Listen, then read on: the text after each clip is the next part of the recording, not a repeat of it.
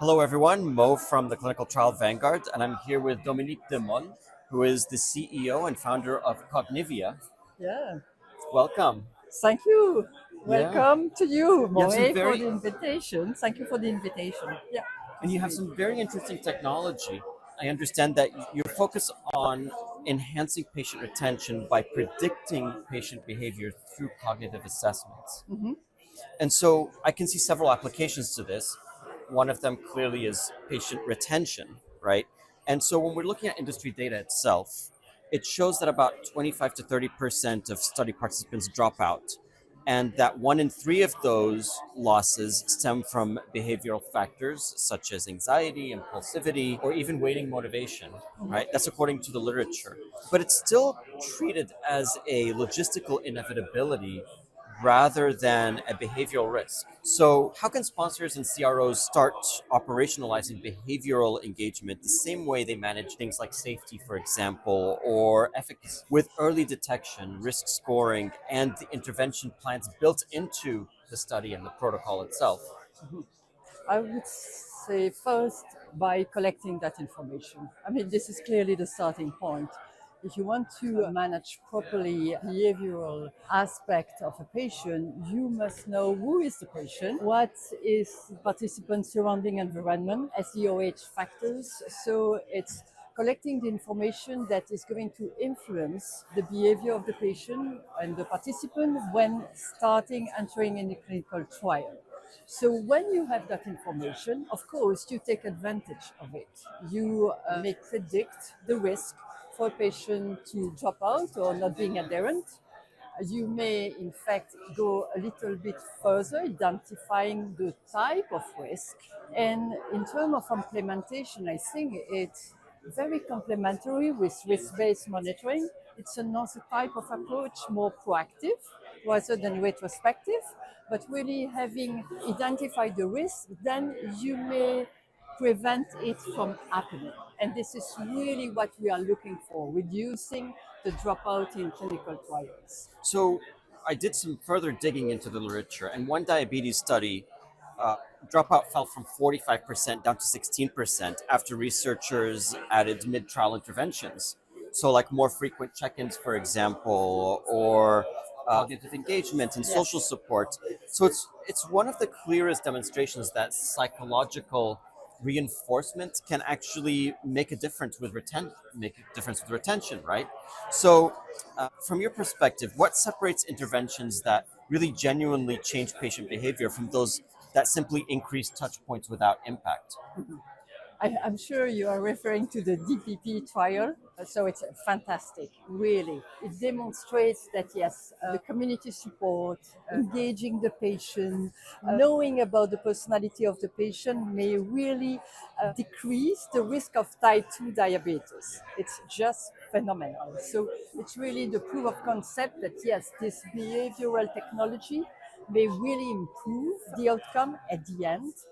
Of course, practically speaking, we are dealing with clinical trials. So we have limited cohort and we have limited window of time to implement this type of long-term, let's say, type of strategy. So by understanding really with knowing the most important driver for a patient to drop out or not being adherent is critical because you cannot tackle everything.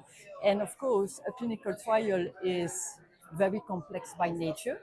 You don't want to add extra procedures to every patient. So you have to select the one at risk to have a very tailored, centralized strategy and really point out those at risk and manage them better, really following the recommendation of the DPP trial. Yeah. And so, in this retrospective analysis of a type 1 diabetes trial, so like your solution, CompLAI, identified every eventual dropout before randomization. And it's really quite impressive. So, and this is all done based on psychological risk profiling. So, what behavioral patterns or psychometric signals surprised you and your team the most? And did any of them challenge the traditional assumptions that's currently in the literature about which patients are most likely to disengage in the study? Interesting question. I wouldn't say that it's one in particular.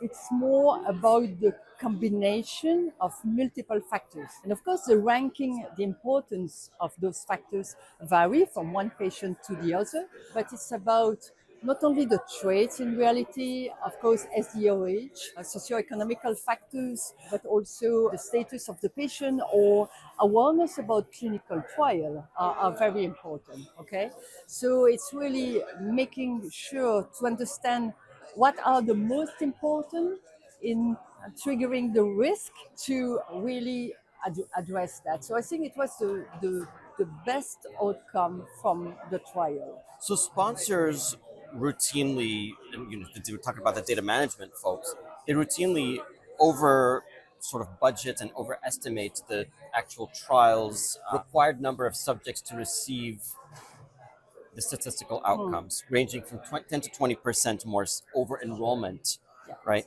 So essentially, this is supposed to cover for the attrition that happens normally in clinical trials. So it's a sunk cost essentially, right? Dropout is a sunk cost that's already pre-factored. So given that each lost participant can cost up to $20,000 or more nowadays to replace, and when you're looking at trial delays, you're looking at hundreds of thousands of dollars in lost revenues and also costs.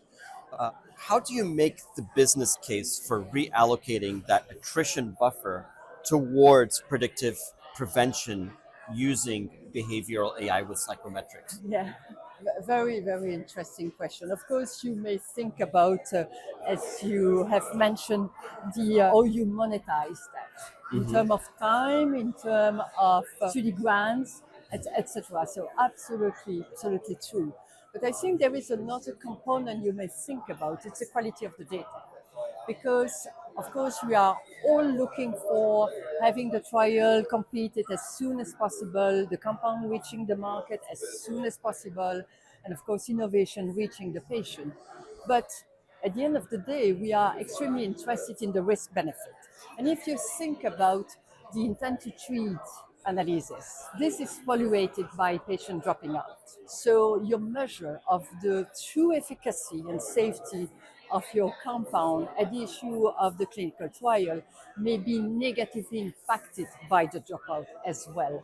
So again, you have the money time perspective, but you have also the assessment of the risk benefit ratio and how it is going really to be evaluated for future treatment of the real patient population. So again, not only one, but everything consolidated does matter. And it's really the return on investment. It's for exactly what I was prediction. thinking is the Yeah. ROI, Yes. right? The cost of not predicting behavior dropouts really is much higher than investing in solutions that actually can predict that and prevent it from happening.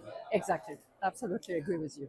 So retention often comes down to meaning like, when patients understand the personal why for joining a trial, when they see themselves as part of something purposeful rather than procedural, adherence does improve, right? According to the literature.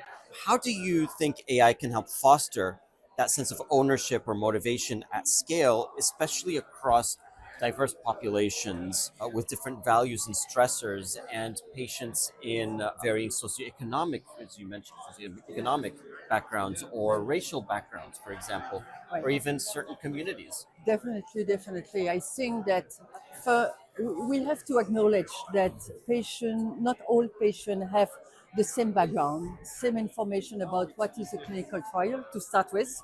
Some of them have never participated to a clinical trial. Clearly, health literacy may be very different depending on your community as well.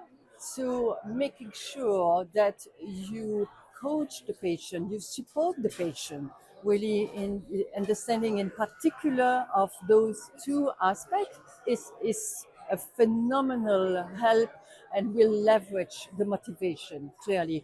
You better understand why you are in a clinical trial, why you will benefit from it if you better understand your disease, definitely. And if you are supported also by your staff that you trust, this is also a very, very important. And what we have in fact identified as a very important factor at the as, in addition to health literacy, etc., is the relationship between the patient and the site personnel. So motivation is really clearly driven by your surrounding environment as well, or you are equipped to understand what is going to happen, and how your traits will allow you to receive this information.